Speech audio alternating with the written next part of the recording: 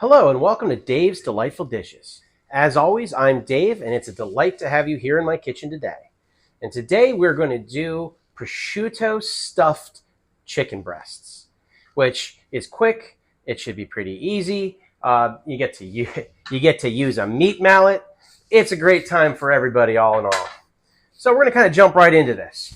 I have chicken breasts. They're boneless, skinless, which I have cut into 4 to 6 ounce portions and then beat the stuffing out of until they're a little bit less than a ½ inch thick. And you have prosciutto. I have sage, spinach, and some spices. So first thing you got to do is you're going to get one of these chicken breasts. And they're never perfectly uniform because you've beat the tar out of them, which is fine. I'm going to take that, and I'm going to take a couple sage leaves and put them down. Perfect. And then a couple of pieces of spinach. And that lays out on top of that. And then I need to take a piece of prosciutto. And you lay that out so that it's flat and covering everything in here.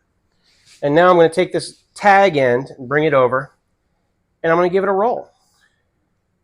You can use wax paper or parchment paper if you want to help to assist you in rolling it.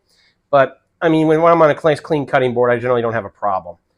Once I've got it into a log, here on the end, I'm going to take some toothpicks and push them through. And then, voila, you have a chicken roll ready to go. So I'm going to get the rest of these together, and then I'll meet you over at the cooktop where we're going to cook these. See you in a moment. All right, so I have a pan here with deep sides because we're going to be putting liquid in. And I'm going to start with this tablespoon of butter, and this is on high heat at the moment because I'm getting it all heated up.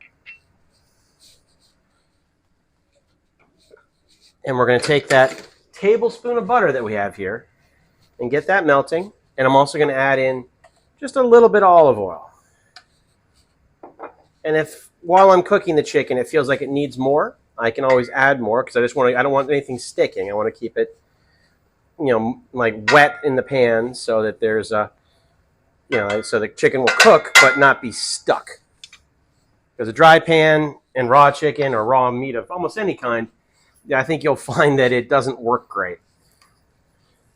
So we're letting that warm up, and you see that butter is already starting to bubble, so our heat's looking good. We're going to take my chicken breasts,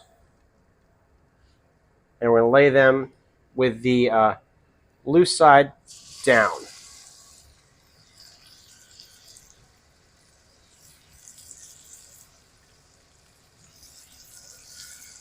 Now we have to brown these on all sides, and that's going to take a couple of minutes.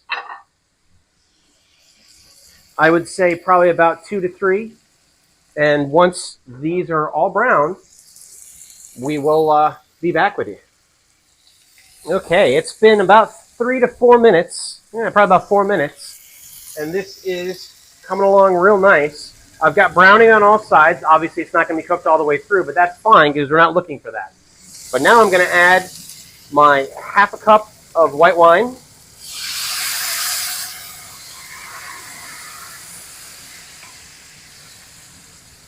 And a 1/4 teaspoon of salt. And a 1/4 teaspoon of pepper.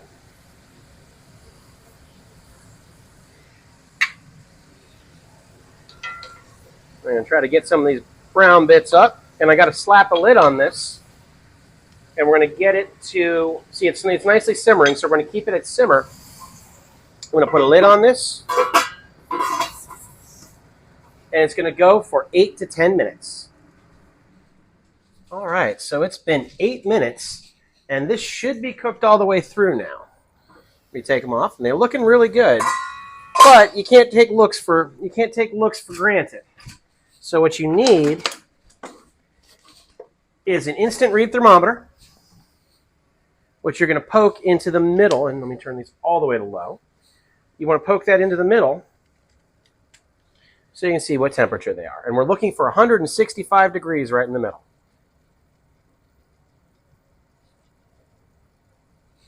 And it's reading. It's reading. Right now we're at 149, so we need to let it go for another 2 to 3 minutes. So 151. But either which way, if it's not 165, that chicken's not done. So we're going to check them all. Yeah. We got about 2 more minutes. So this is a safety thing. You always want to make sure your food's cooked all the way through, especially with poultry. So we're going to get back to you once they're ready to pull in about 2 minutes. Okay, we're where we want to be. It's actually a little bit past it, up to 168. So these are ready to pull. We're going to take these chicken pieces off and put them aside for 5 minutes to let them rest. And while they're resting, let me get that little piece of prosciutto out of there too. While they're resting, I'm going to bring the temperature back up on this just a little bit so I can reduce this liquid in the pan, just a little bit to thicken it, because we're going to make this into a sauce. And if there's any brown bits, you can kind of push them up now. If you feel like you need to add a little extra white wine because it's a little too dry, there's not enough in there, you can do that. You could add a little chicken stock if you needed to, but I would say just a little bit of wine will do you, because there's plenty of chicken juice in this pan. And that is just about ready. It's only like a minute or two at the most. So we're going to finish this off, and I'll see you back at the workstation for final preparation. Okay, so full cooking time, that was about 20 minutes total. Depending on how long it takes you to smash with the hammer to flatten out the chicken breast, might take you a couple minutes longer for prep time. But this is definitely a less than a half an hour meal. Now, if it's dinner, I would probably add a vegetable. But if you're going to use this for lunch, we can just use a side. And here I'm using farro. But farro would be good. Orzo would be good. Like some arborio rice, make some risotto. That'd be fine as well. Or if you really wanted to, you could put it over noodles or anything else. But I'm going to use farro today. And this is a, God, it smells so good. This is a porcini mushroom farro. I've made farro before, and it's really easy. You pretty much just boil it for a minute and then let it absorb all the liquid. I'll put a link to a farro recipe in the description, as well as the list of all my ingredients. But we take the farro, and we're going to take one of these chicken rolls.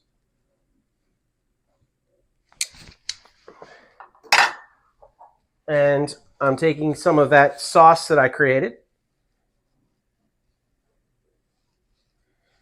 running that up and down. And then finally, I have some sage, some parsley, and some thyme that I chopped up to use as a garnish. Just kind of mix it all together. And it's basically any fresh herbs that you have, you can use, because it's mostly just for garnishing, but we want ones that are going to add some flavor to the mix. Perfect. Let me get that big piece out of there. And then voila, you have a quick and easy meal. And it smells wonderful. It's going to make you and your family, or anyone you serve it to, pretty happy. And I think it's pretty delightful.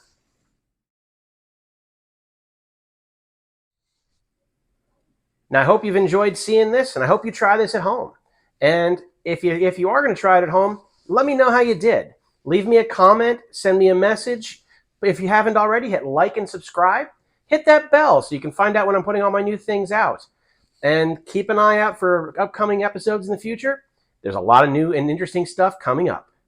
Have a wonderful day. I'll see you later.